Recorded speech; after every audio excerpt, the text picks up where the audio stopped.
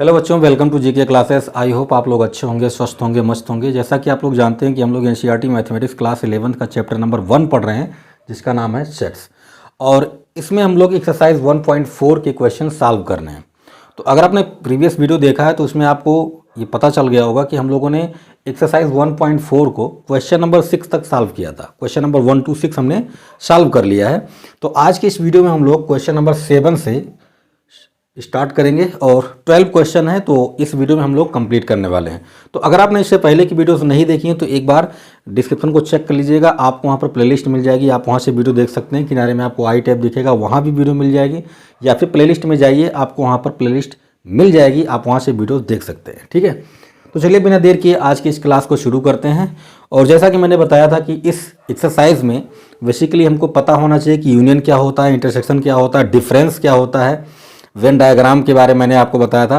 साथ ही साथ आपको डिसजॉइंट सेट के बारे में भी जानकारी होनी चाहिए। तो मैंने इंट्रोडक्शन पार्ट में सब कुछ बता दिया है, तो आप पहले जाकर इंट्रोडक्शन पार्ट जरूर देखें। ठीक है, आइए शुरू करते हैं। बात करते हैं क्वेश्चन नंबर 7 की।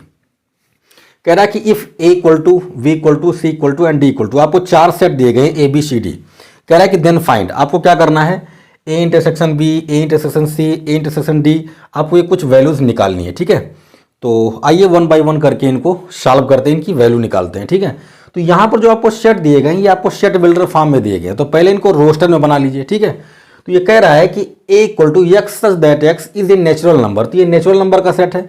तो हम चाहें तो इस सेट को ऐसा भी लिख सकते हैं, A equal to 1 2 3 4 5 up to infinite, है ना, नेचुरल नंबर का सेट है।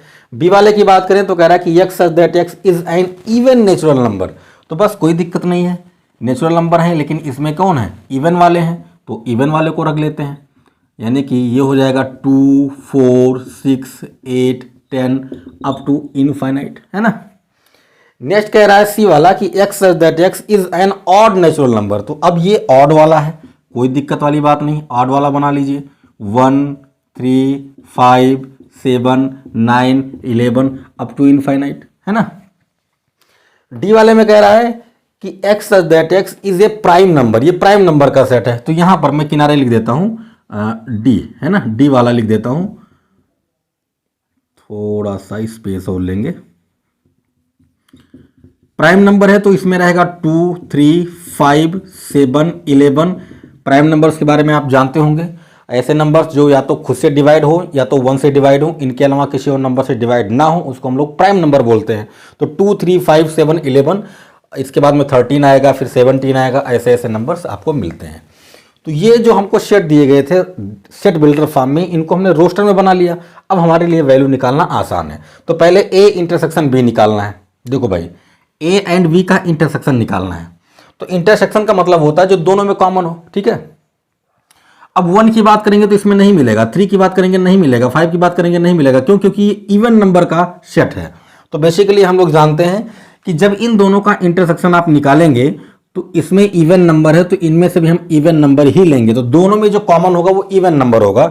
यानी कि यहां पर जब हम सेट बनाएंगे ए इंटरसेक्शन बी, तो हमें मिलेगा 2 4 6 8, और ये क्रम चलता जाएगा इनफाइनाइट तक। तो दोनों में जो कॉमन होगा वो कौन होगा, इवन नंबर्स कॉमन होंगे। ठीक है, नेक्स्ट की बात करें तो कह रहा है ए इंटरसेक्शन सी।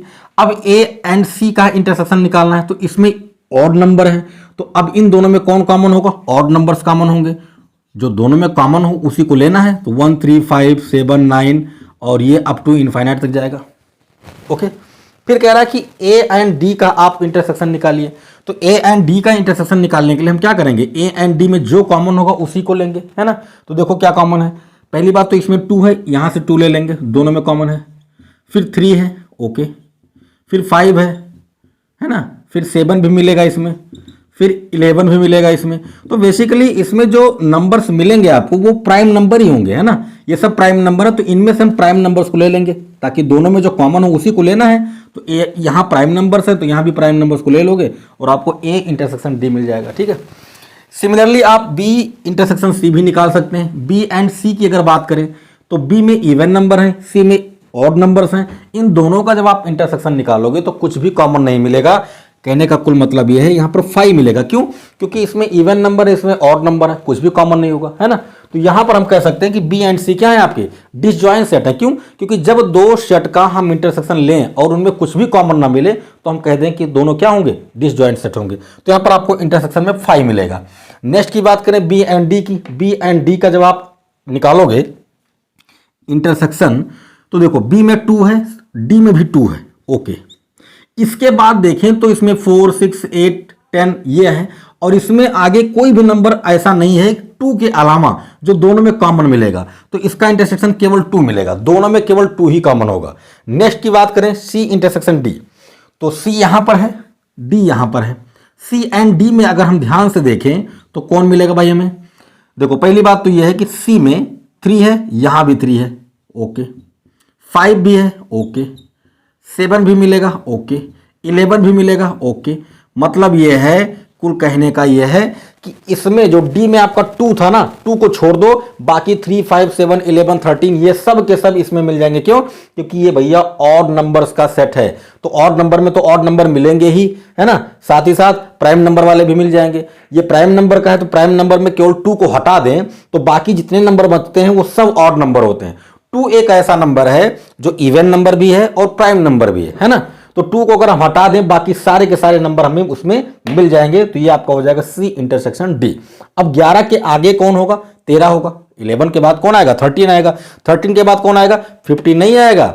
इसके बाद कौन आएगा? 17 आएगा। क्यों? क्योंकि इसमें तो 15 मिलेगा ही नहीं क्योंकि ये प्राइम नंबर का सेट है ना। तो इसके बाद 13 के बाद 17 आएगा, इसमें से 17 को उठा लेंगे। यहां पर तो सारे के सारे ऑड नंबर मिलने वाले हैं आपको और 2 के अलावा बाकी सारे के सारे जो प्राइम नंबर होते हैं सब ऑड होते हैं, ठीक है। तो 2 को छोड़ के बाकी सारे नंबर्स को लिख सकते हैं आप, ठीक है। ये था आपका क्वेश्चन नंबर 7 जिसमें हमको इंटरसेक्शन निकालना था, ठीक है। अब बात करते हैं क्वेश्चन नंबर 8 की।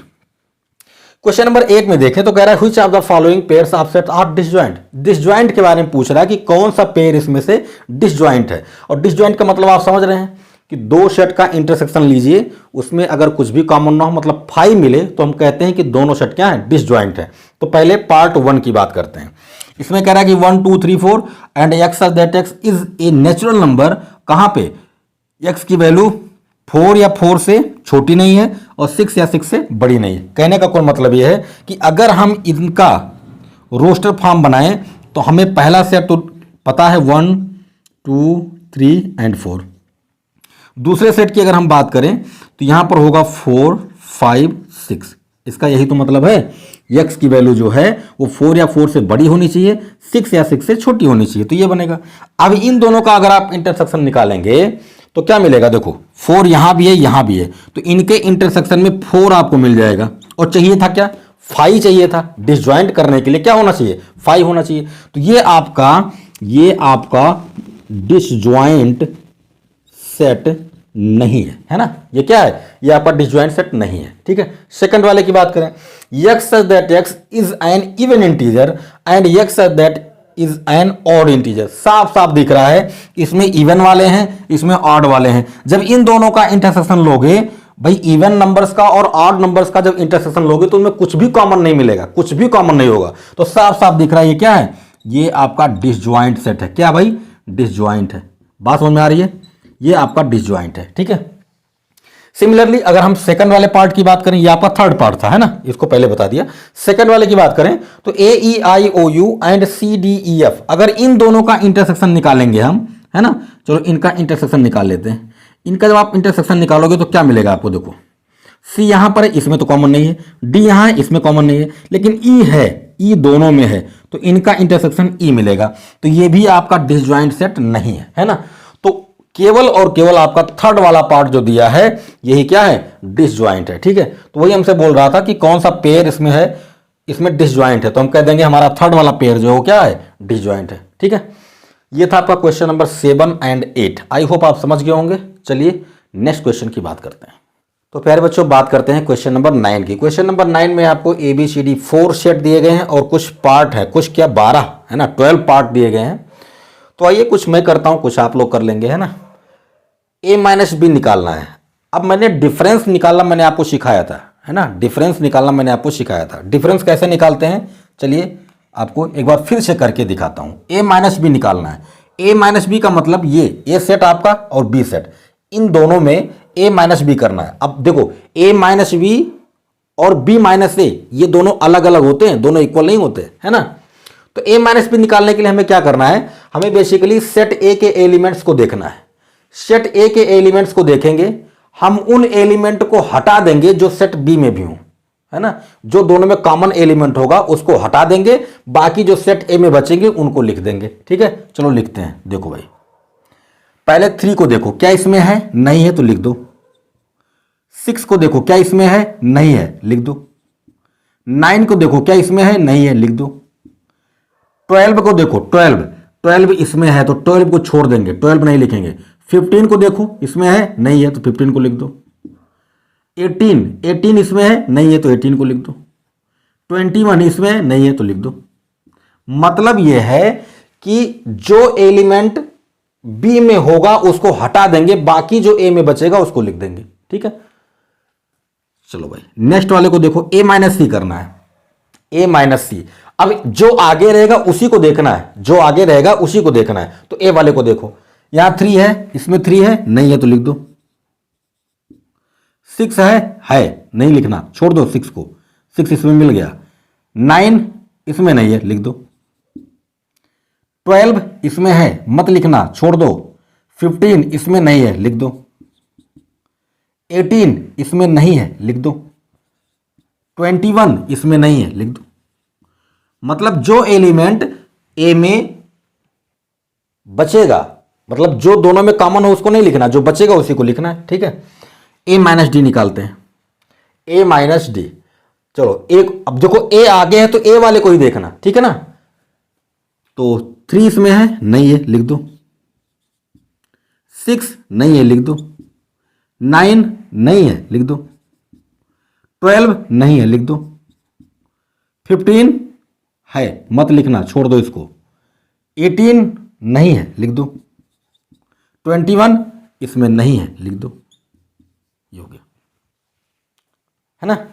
बी माइनस ए की बात करते हैं, बी माइनस ए। अब की बार बी माइनस ए करना है तो बी वाले को देखना है ना, बी वाले को देखना। चलो देखते हैं। 4 इसमें नहीं है, लिख दो। 8 इसमें नहीं है, लिख दो। 12 इसमें है तो 12 को छोड़ दो। 16 इसमें नहीं है, लिख दो। 20 इसमें नहीं है, लिख दो। मतलब जो सेट आगे रहेगा उसी के एलिमेंट को देखना, है ना। अगर कोई एलिमेंट दोनों में कॉमन है उसको छोड़ दो, बाकी जो सेट आगे रहेगा उसी के एलिमेंट को लिखना है। अब जैसे आपका सी माइनस ए आ गया, सी माइनस ए, तो सी वाले एलिमेंट को देखना। 2 इसमें नहीं है, लिख दो। 4 इसमें नहीं है, लिख दो। 6 इसमें है, मत लिखना। 8 इसमें नहीं है, लिख दो। 10 इसमें नहीं है, लिख दो। 12 इसमें है, मत लिखना। 14 इसमें नहीं है, लिख दो। एंड 16 इसमें नहीं है, लिख दो। तो जो एलिमेंट दोनों में कॉमन होगा उसको नहीं लिखेंगे, मैं बार बार बता रहा हूं। ठीक है, सी माइनस डी करना है तो सी वाले को देखना, जो सेट आगे रहेगा उसी के एलिमेंट को देखना है, बस। सी माइनस डी। अच्छा देखो, मैं यहां पर देखो, ये आपका नंबर 5 था, ये आपका पार्ट नंबर 11 है। ठीक है, तो यहां से आपका पार्ट नंबर 6 शुरू होता है। चलो मैं इसको कर देता हूं, फिर उसको भी बता देता हूं। सी माइनस डी निकालना है आपको, सी माइनस डी। तो सी वाले को देखो, इसमें 2 है, इसमें नहीं है, लिख दो। 4 नहीं है, लिख दो। 6 नहीं है, लिख दो। 8 नहीं है, लिख दो। 10 है, मत लिखना। 12 नहीं है, लिख दो। 14 नहीं है, लिख दो। 16 नहीं है, लिख दो। हो गया, है ना। चलो डी माइनस ए निकालते हैं, डी माइनस ए, है ना। तो डी वाले को देखना है, डी माइनस ए का मतलब डी वाले को देखना है। तो 5 इसमें नहीं है, लिख दो। 10 इसमें नहीं है, लिख दो। 15 इसमें है, मत लिखना। 20 इसमें नहीं है, लिख दो। ये हो गया। जो सेट आगे रहेगा उसके एलिमेंट को देखते हुए चलेंगे। अगर उसका एलिमेंट दूसरे वाले एलिमेंट में कॉमन है तो उसको हटा दो। ठीक है, जो बचता है उसी को लिखना है। अब जैसे बी माइनस सी है तो बी वाले को देखोगे, ठीक है, बी वाले और सी वाले को देखोगे, तो बी वाले को देखते हुए चलोगे। जो बी का एलिमेंट इसमें कॉमन मिलेगा उसको हटा देंगे, बाकी जो बचेगा उसको लिख देंगे। तो यहां पर पार्ट नंबर 7, 8, 9, 10 एंड 12, ये सब का सब पार्ट जो बचा हुआ है ये आप करेंगे, डू योर सेल्फ, ये आपके लिए छोड़ रहा हूं, ठीक है। और आई होप आप कर ले जाओगे, ठीक है, कोई दिक्कत वाली बात नहीं है। बात करते हैं क्वेश्चन नंबर 10 की। कह रहा है कि if x equal to this and y equal to this then find, आपको 3 पार्ट इसमें दिए गए हैं, तो यहां पे डिफरेंस निकाल लेते हैं। x माइनस वाई कह रहा है, तो x वाले एलिमेंट को देखो, a इसमें है, इसमें नहीं है तो लिख दो, b इसमें है, इसमें भी है तो b को मत लिखना, c इसमें है, इसमें नहीं है लिख दो, d इसमें है, इसमें भी है तो बस हो गया, d को नहीं लिखेंगे क्योंकि दोनों में कॉमन है। ये हो गया आपका x minus y. y minus x निकालना है, तो अब की बार y माइनस एक्स निकालना है तो y वाले को देखोगे, f इसमें है, नहीं है तो लिख दो,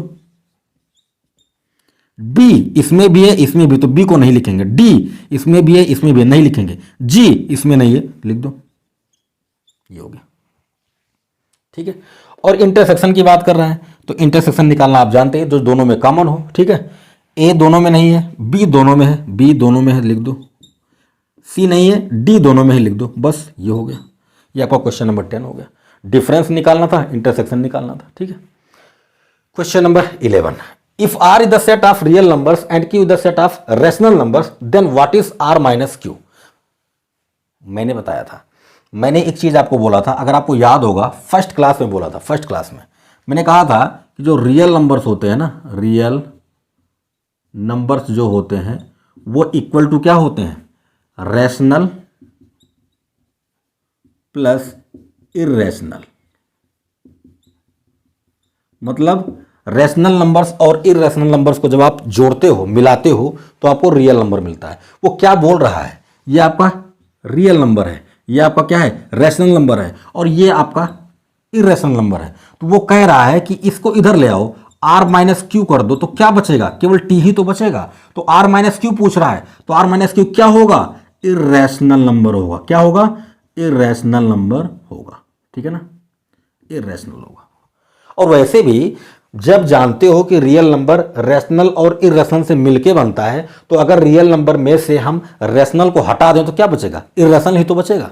तो रैशनल में से अगर, रियल में से अगर रैशनल हटाएंगे तो हमें क्या मिलेगा, इर्रेशनल नंबर मिलेगा। वैसे भी आप समझ सकते थे। तो इसका आंसर क्या हो जाएगा, इसका आंसर हो जाएगा कि हमें क्या मिलेगा, रैशनल जब हटाएंगे तो हमें इर्रेशनल मिलेगा। तो आंसर होगा इर्रेशनल नंबर्स, इर्रेशनल नंबर्स का सेट हमें मिलने वाला है, ठीक है ना। ये था आपका क्वेश्चन नंबर 11। अब बात करते हैं क्वेश्चन नंबर 12 की। कह रहा है कि state whether each of the following statement is true और फॉल्स। तो ट्रू फॉल्स हमको बताने हैं, चलो कर लेते हैं। कह रहा है कि 2, 3, 4, 5 एंड 3, 6 आर डिसजॉइंट सेट। क्या ये सेट और ये सेट दोनों डिसजॉइंट हैं? तो डिसजॉइंट निकालने के लिए क्या करते हैं आप, दोनों सेट का इंटरसेक्शन लेते हैं। अगर दोनों में कुछ भी कॉमन नहीं है, मतलब अगर इम्पटी सेट मिल रहा है तो दोनों डिसजॉइंट होंगे, ठीक है। तो इंटरसेक्शन निकाल लो, चलो निकालते हैं। 2, 3, 4, 5 इंटरसेक्शन 3, 6, दोनों में कुछ कॉमन है? जी हाँ, यहां भी 3 है, यहां भी 3 है। जो आप इंटरसेक्शन निकालोगे तो आपको 3 मिलेगा। तो अगर इंटरसेक्शन निकालने के बाद कुछ भी एलिमेंट कॉमन है तो वो डिसजॉइंट नहीं होगा। तो ये जो कह रहा है डिसजॉइंट है, तो आप कह दोगे कि नहीं जी ये तो फॉल्स है ना, ये आप गलत बात बोल रहे हो, ये ट्रू नहीं है। क्यों? क्योंकि ये डिसजॉइंट है ही नहीं और आप डिसजॉइंट बोल रहे हो, ठीक है। तो पहला आपका फॉल्स है। सेकंड की बात करते हैं, AEIOU and ABCD are disjoint set. तो अब आंसर देंगे सीधा, है ना, अब इंटरसेक्शन नहीं निकालेंगे। ध्यान से देखो, ए दोनों में है, बाकी तो कुछ कॉमन नहीं है, लेकिन दोनों में ए कॉमन है। तो अगर दोनों का इंटरसेक्शन निकालने के बाद कुछ मिल रहा है तो डिसजॉइंट नहीं हो सकता। तो ये भी आपका क्या है, फॉल्स है ना, डिसजॉइंट तो है ही नहीं। थर्ड वाले की बात करते हैं, 2, 6, 10, 14 एंड 3, 7, 11, 15। इन दोनों का जब आप इंटरसेक्शन निकालोगे तो देखो कुछ भी कॉमन नहीं है, ना इसमें इसका एलिमेंट इसमें मिल रहा है, ना इसका एलिमेंट इसमें मिल रहा है। चलो मैं निकाल देता हूं। 2, 6, 10, 14 इंटरसेक्शन 3, 7, 11, 15। ध्यान से देखो, दोनों में कुछ भी कॉमन नहीं है। अगर दोनों में कुछ भी कॉमन नहीं तो क्या मिलेगा, 5 मिलेगा। तो ये जो कह रहा है ना डिसजॉइंट है, बिल्कुल करेक्ट बोल रहा है। इसका मतलब ये आपका क्या है, ट्रू है। क्या है, ट्रू है, ठीक है ना। एंड लास्ट ऑप्शन की बात करते हैं 2 6 10 एंड 3 7 11। क्या इन दोनों में कुछ कॉमन है? कुछ भी कॉमन नहीं है यार, कुछ भी कॉमन नहीं है। सीधा बोल दो ये क्या है, ये ट्रू है, क्योंकि ये कह रहा है कि डिसजॉइंट है और ये दोनों सेट डिसजॉइंट हैं। कुछ भी कॉमन नहीं मिलेगा। क्या मिलेगा? 5 मिलेगा। क्या मिलेगा? 5, क्योंकि 2 6 10 है, 3 7 11 है, कुछ भी कॉमन नहीं। तो ये आपका स्टेटमेंट क्या है? ट्रू है। तो प्यारे बच्चों ये था आपका क्वेश्चन नंबर 12 और इसी के साथ आपका एक्सरसाइज 1.4 फिनिश हो गया। ठीक है।